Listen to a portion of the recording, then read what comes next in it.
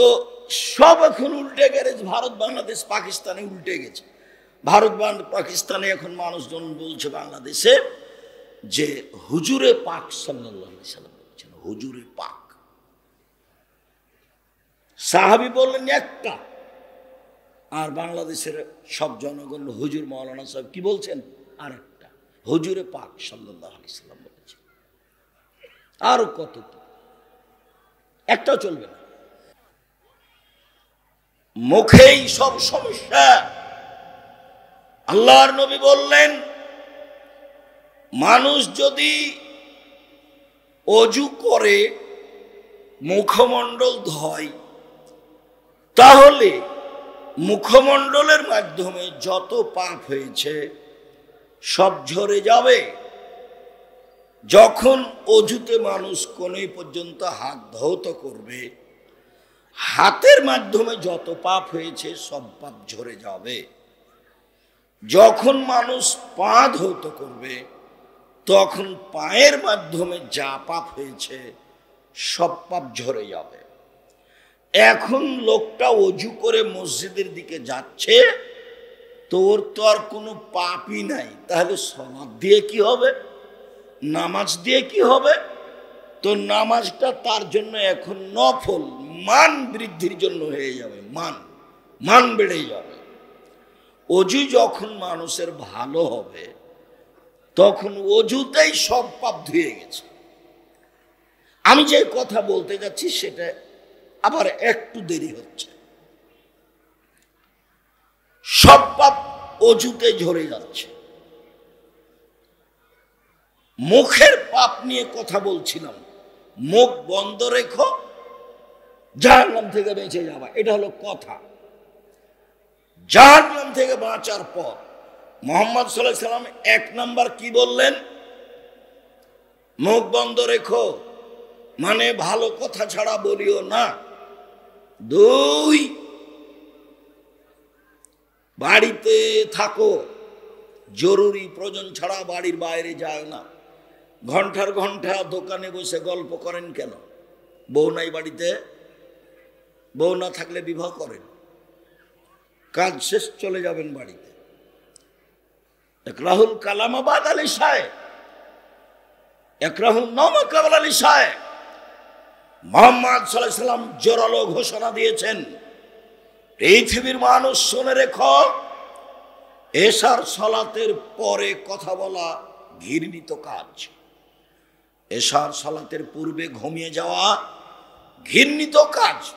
আমি মুহাম্মদ সাল্লাল্লাহু আলাইহি সাল্লাম এশার সালাতের পরে গল্প করাকে ঘৃণা করি। এশার সালাতের পূর্বে ঘুমিয়ে যাওয়াকে ঘৃণা করি। এশার সালাতের পরে কথা বলাকে ঘৃণা করি। মানুষ মুখ বন্ধ রাখলে জাহান্নাম থেকে বাঁচবে, বাড়িতে থাকলে জাহান্নাম থেকে বাঁচবে, পাপের জন্য কাঁদলে জাহান্নাম থেকে বাঁচবে। তো আল্লাহর নবী বললেন অজুতে মুখ ধুইলে মুখের পাপ শেষ, অজুতে হাত ধুইলে হাতের পাপ শেষ, অজুতে পা ধুইলে পায়ের পাপ শেষ। তো পাপই তো নাই, তো এখন ওই লোকটার নামাজ কি হবে? বলে ওর সালাত দিয়ে এখন তার মানটা বেড়ে যাবে, এখন দামি জান্নাত পাবে। তো অজু খুব ভালো জিনিস। তো 1 মিনিট এখানে একটু কথা বলি, আবার ফিরে আসছি ইনশাআল্লাহ। আল্লাহর নবী বললেন আমি কি তোমাদের একটা কথা বলে দিব না, যাতে পাপ মিটে যাবে, মান বেড়ে যাবে, যাতে পাপ মিটে যাবে, মান বেড়ে যাবে, যাতে পাপ মিটে যাবে, মান বেড়ে যাবে। আমরা বললাম বালা, হ্যাঁ বলেন। বলি তো, পাপ মিটে যাবে, মান বেড়ে যাবে, সেই কথা তো আমরাও শুনতে চাচ্ছি, বলেন আপনি। তখন আল্লাহ নবী বলছেন শোনো, এসবাগল অজু, ভালো করে অজু করো, পাপ মিটে যাবে, মান বেড়ে যাবে। 2, পায়ে হেঁটে মসজিদে যাও, পাপ মিটে যাবে, মান বেড়ে যাবে। 3, এক সালাত আদায় করেছ, আর এক সালাত আদায় করা লাগবে, সে অপেক্ষায় থাকো, পাপ মিটে যাবে, মান বেড়ে যাবে। একদা আল্লাহর নবী, আল্লাহ তাআলা আমাদের নবীকে বলছেন মুহাম্মদ, আল্লাহ আমাদের নবীকে ডাকতেন মুহাম্মদ বলে, জিবরাইল আমাদের নবীকে ডাকতেন মুহাম্মদ বলে, আর সাহাবীগণ আমাদের নবীকে ডাকতেন আল্লাহর নবী। আল্লাহর নবী যাবেন, আল্লাহর নবী খাবেন, আল্লাহর নবী এখন কি আপনি এখানে বসবেন? তো সব এখন উল্টে গেছে, ভারত বাংলাদেশ পাকিস্তানে উল্টে গেছে।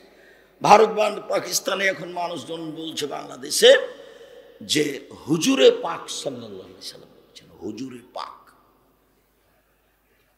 সাহাবী বললেন একটা, আর বাংলাদেশের সব জনগণ হুজুর মাওলানা সাহেব কি বলছেন আর একটা, হুজুরে পাক সাল্লাল্লাহু আলাইহি সাল্লাম বলেছেন। আরো কত, একটাও চলবে না। আল্লাহ বলছেন মুহাম্মদ জি, ওপরে হইচই হচ্ছে কি নিয়ে বলতে পারেন? হ্যাঁ বলতে পারি। কি নিয়ে? ফিল কাফারাত, আদমের ছেলে মেয়ের পাপ মিটে যাবে কি নিয়ে, সেই নিয়ে আলোচনা হচ্ছে। কি সেগুলো? এক, এসবাগুলো ভালো করে অজু করলে আদমের ছেলে মেয়ের পাপ মিটে যাবে। দুই, পায়ে হেঁটে মসজিদে গেলে আদমের ছেলে মেয়ের পাপ মিটে যাবে। তিন, সলাতের পরে মসজিদে বসে বসে তাসবিহ তাহলিল জিকির আজকার করলে পাপ মিটে যাবে। আর আমাদের মুসল্লিরা, অনেক যুবকেরা মসজিদে আগে যায় সালাম ফিরলে, পরে যায় সালাম ফিরলে লাফ দিয়ে ওঠে। তাসবিহ তাহলিল জিকির আজকারের প্রয়োজন নেই, এতে পাপ মিটে যাবে, মান বেড়ে যাবে। এই কথা বলার পরে এখন আল্লাহ নবী বলছেন মান ফালা হাদা মাতা বে খাইরিন ও আসামে খাইরিন, ও যদি এমন করে তার মরে যাওয়া ভালো, তার বেঁচে থাকা ভালো, তার মরে যাওয়া ভালো, তার বেঁচে থাকা ভালো, তার মরে যাওয়া ভালো, তার বেঁচে থাকা ভালো, দুটাই সমান সমান। পরের বাক্যে বলছেন ওয়াকামিন খাতিয়াতিহি কায়াউমিন ওয়ালাদাত উম্মুহু, এতে লোকটা হয়ে যায় সেই দিনের মতো যেদিন তার মা তাকে জন্ম দিয়েছে। এতে লোকটা হয়ে যায় সেই দিনের মতো যেদিন তার মা তাকে জন্ম দিয়েছে। এতে লোকটা হয়ে যায় সেই দিনের মতো যেদিন তার মা তাকে জন্ম দিয়েছে। মানে কি? নিষ্পাপ হয়ে যায়। কি করলে মনে থাকবে না মনে হয়? এক, সুন্দর করে ওযু করলে। দুই, পায়ে হেঁটে মসজিদে গেলে।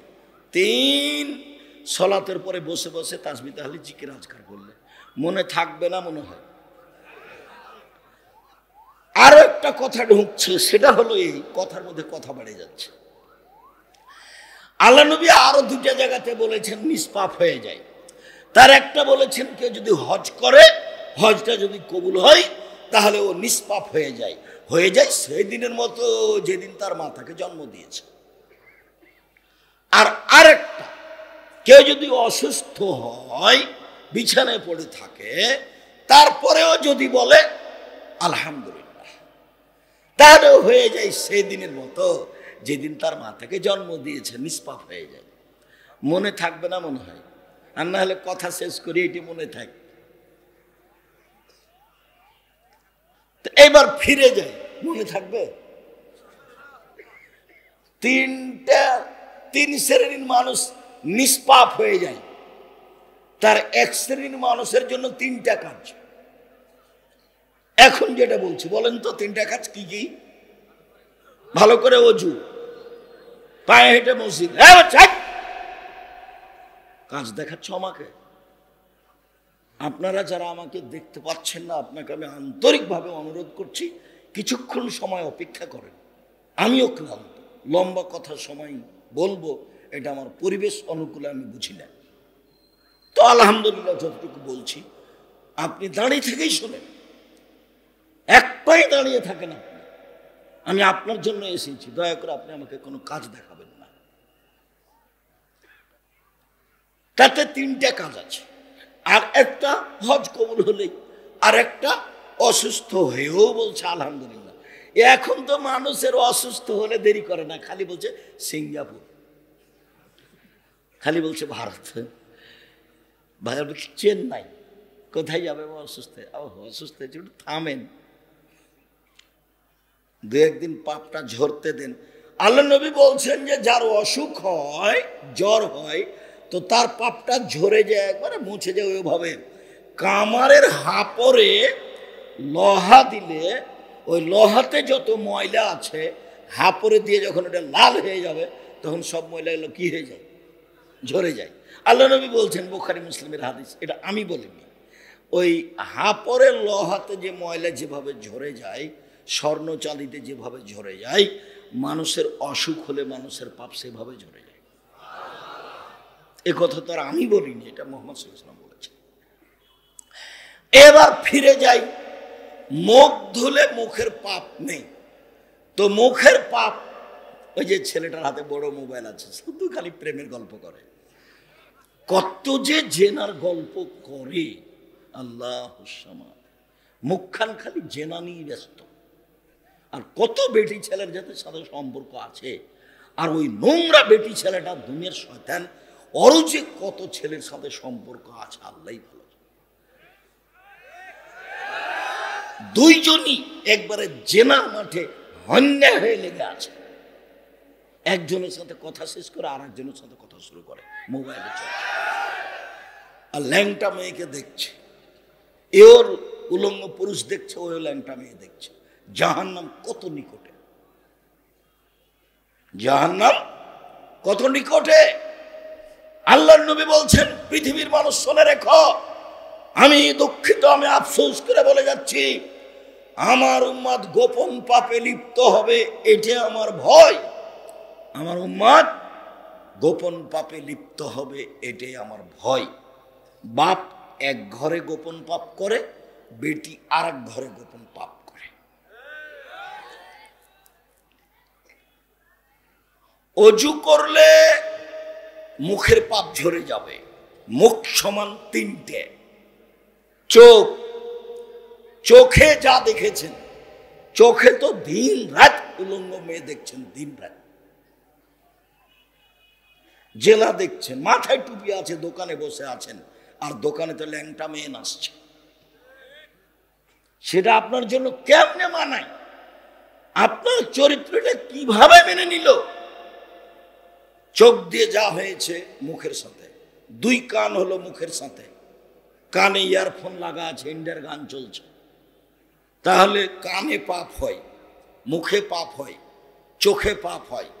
আল্লাহ নবী বলছেন, ওজনানের জেনামল ইস্তেমাও, দুই কানের জেনা হচ্ছে কান দিয়ে শোনা, জেনার লেসানাল মুখ, জিহ্বার জেনা হচ্ছে এই বিষয়ে কথা বলা।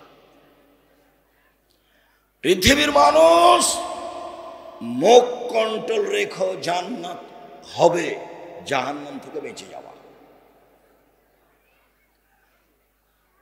দুই, বাড়িতে থাকো, বাইরে যায় না। এইখানে আর একটা কথা বলে, আল্লাহর নবী বলছেন যে তিন শ্রেণীর মানুষ জান্নাতে যাবেই, ওরা যাবেই জান্নাতে। এক, পাপের জন্য যে কাঁদে, ওই হাদিসটার শেষ বাক্যটা। তো আল্লাহর নবী বলছেন, লাই ইয়ালিজার রাজুলু বাকা মিন খাশিয়াতিল্লাহ হাত্তা ইয়ালিজাল লাবানু ফিদ দারে। গাভীর বান, গাভীর বান, ওই ওলানের বাট ধরে চাপ দিয়ে দুধ বের করে ভিতরে ঢোকানো যায় না, যেমন আল্লাহর ভয়ে কাঁদে যে সে জাহান্নামে যাবে না, তেমন।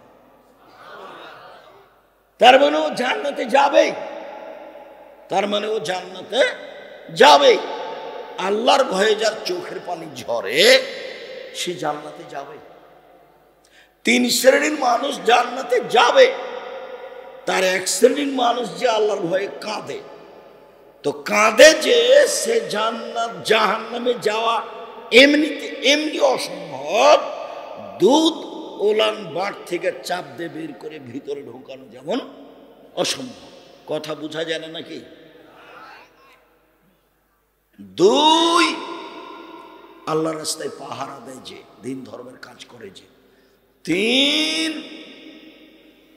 বেগানা নারীকে দেখে চক্ষু নিচু করে যে। এইবার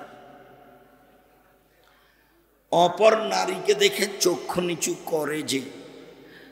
এবার তোমার বড় মোবাইল চলবে? এবার তোমাদের বাড়ির টিভি চলবে? এবার তুমি মহিলা কলেজের প্রিন্সিপাল, এটা হলো? জামিয়া সালাফিয়ায় তো মহিলারা আছে। এদেশের সর্বোচ্চ প্রতিষ্ঠান জামিয়া সালাফিয়া, প্রায় 5,000 ছেলে মেয়ে পড়াশোনা করে। আপনাদের দিনাজপুর এটাই কম, এটা প্রায় 20 বিঘা জমির উপরে। জানি নাকি একদিন যাবেন, ভুলে ওই রাস্তা দিয়ে চলে যাবেন, দেখা আসবেন। বিশাল প্রতিষ্ঠান এটাও, আপনাদেরটাও। ছোট চোখে দেখে কি হবে, হিংসা টিংসা করে কি হবে? ও বাড়তেই থাকবে, তখন হিংসা আরো বাড়বে। ভালোবাসে সম্মেলনে যাবেন, ভালো লাগবে, নিজের প্রতিষ্ঠান। উত্তরবঙ্গের জন্য জামিয়া সালাফিয়া তেঘরা বিরল দিনাজপুর। জামিয়া সালাফিয়া প্রায় 5,000 ছেলে মেয়ে পড়াশোনা করে, 300 জন শিক্ষক শিক্ষিকা। যখন তখন মদিনা বিশ্ববিদ্যালয় থেকে শিক্ষকরা এসে এখানে শিক্ষকতা করে। 4 জন চলমান মদিনা বিশ্ববিদ্যালয়ের টিচার শিক্ষকতা করছিলেন আপনাদের জামিয়া সালাফিয়া ডাঙ্গিপাড়া প্রধান। আজকে তারা দেশ ত্যাগ করলেন। 4 জন। ইন্ডিয়ানগুলো সবসময় আছে।